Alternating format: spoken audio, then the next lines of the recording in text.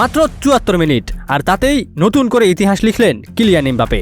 শুধু 2 গোল নয়, এক ম্যাচে গড়লেন বিশ্বকাপের 2টি অবিশ্বাস্য রেকর্ড। আর সেই দাপুটে পারফরম্যান্সে শেষ 16 নিশ্চিত করল ফ্রান্স। 2026 বিশ্বকাপে সুইডেনের বিপক্ষে শুরু থেকেই আগ্রাসী ফুটবল খেলেছে ফ্রান্স। পুরো ম্যাচে প্রতিপক্ষকে তেমন কোনো সুযোগই দেয়নি দিদিয়ের দেশমের দল। প্রথমার্ধের শেষ দিকে গোল করে ফ্রান্সকে এগিয়ে দেন অধিনায়ক কিলিয়ান এমবাপে। এরপর দ্বিতীয়ার্ধের 53 মিনিটে মাইকেল ওলিসের দুর্দান্ত এক পাস থেকে ব্যবধান দ্বিগুণ করেন ব্র্যাডলি বারকোলা। আর তারপর আসে সেই ঐতিহাসিক মুহূর্ত।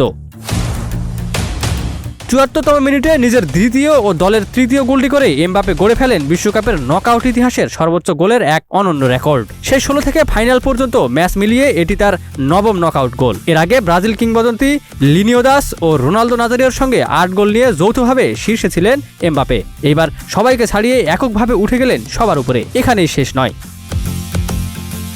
এই জোড়া গোলের চলতি বিশ্বকাপে এমবাপের গোল সংখ্যা দাঁড়িয়েছে 6, আর বিশ্বকাপ ক্যারিয়ারে মোট গোল 18। ফলে সর্বকালের সর্বোচ্চ গোলদাতাদের তালিকায় তিনি এখন মাত্র 1 গোল দূরে শীর্ষস্থান থেকে।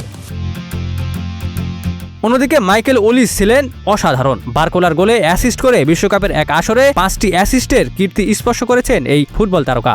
দীর্ঘ 32 বছর পর আবারও দেখা গেল এমন দুর্লভ অর্জন। শেষ পর্যন্ত 3-0 গোলের দুর্দান্ত এক জয় নিয়ে আত্মবিশ্বাসের সঙ্গে শেষ 16-র টিকিট নিশ্চিত করল ফ্রান্স। এমবাপে যেভাবে ছন্দে আছেন তাতে এবার বিশ্বকাপের সবচেয়ে বড় দাবিদারের একজন যে ফ্রান্স, সেটা আবার বলার অপেক্ষা রাখে না।